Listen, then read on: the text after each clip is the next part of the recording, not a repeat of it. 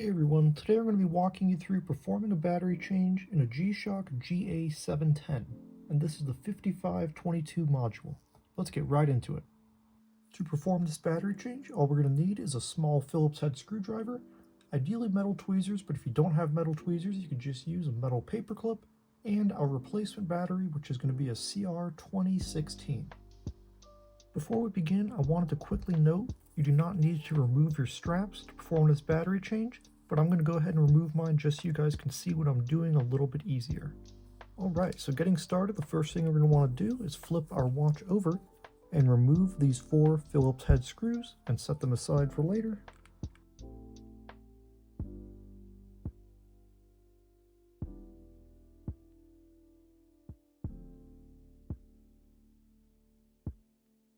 Now with those screws out of the way, we can simply lift our case back right off. And sometimes the rubber gasket will come out stuck to the case back, but don't worry, we'll go through reinstalling that when we're reassembling the watch. Now that we're inside the watch, we're going to want to remove this rubber bumper layer. So as we can see, there's these little metal tabs all around it that are bent over, holding it in place. We'll simply bend those out of the way. And I'm using tweezers, but you can just use your fingers. They're nothing that you need to be too careful with.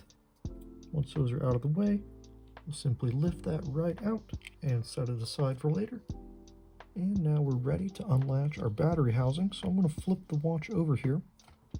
As we can see, there's a little metal tab here that's grabbing onto this little plastic tab.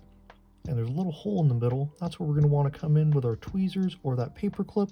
Go right in the middle. Pull out towards us, and that'll unlatch the battery. And very often this sticker will be stuck to it, so I'll just gently slide something right underneath it to free the battery. Then we can grab it, pull it out, and get rid of it. Now we're ready to come in with our new battery. Again, this is a CR2016, and if you're not wearing gloves, I always try to hold the batteries by the sides just so you don't accidentally short it, but it's not a huge deal.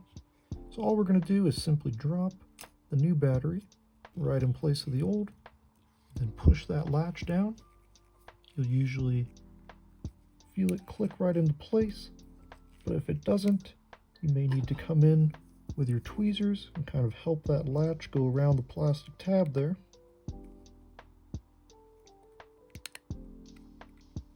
Just like that. Now at this point, while we're already inside the watch, I'd always advise performing an AC reset.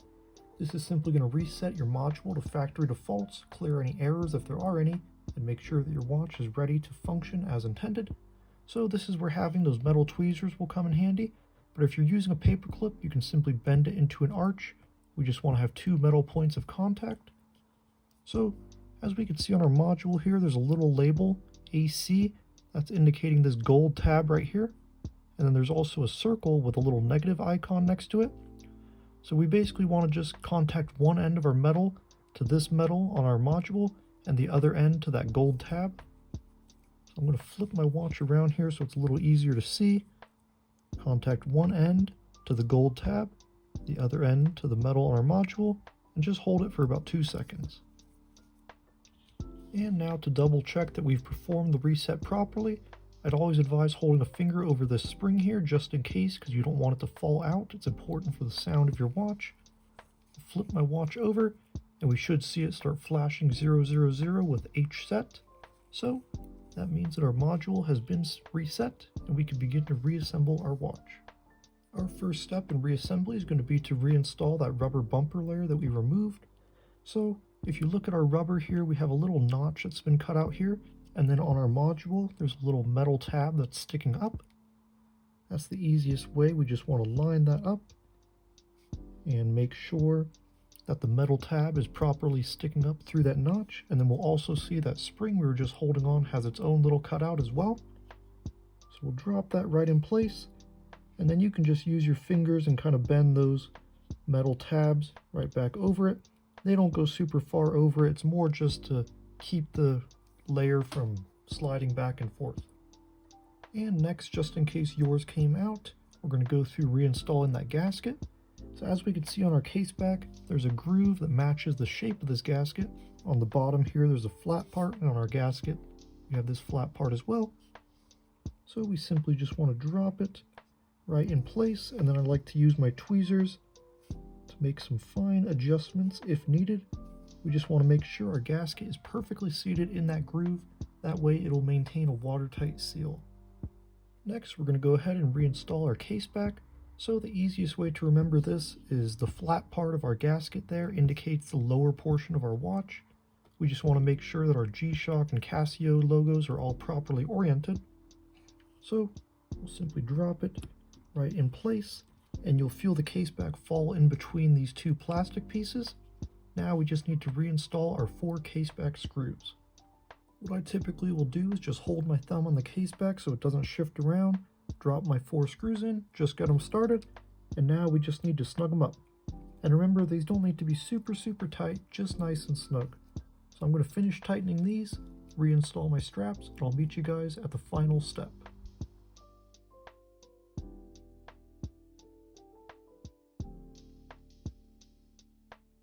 Our final step is going to be to recalibrate our analog hands.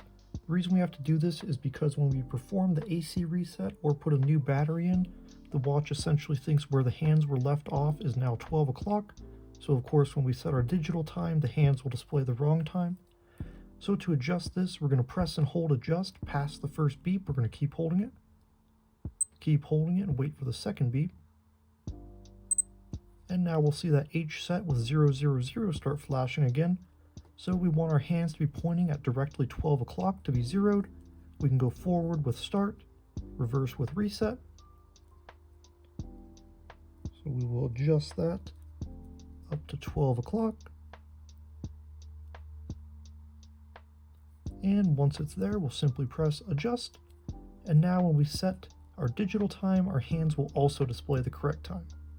And that's all there is to it. As we can see, all of our modes cycle, our beep is audible, and our backlight is working. So our watch is ready to set and wear again. Thank you guys so much for joining me in this battery changing tutorial. I really hope everything was clear and helpful.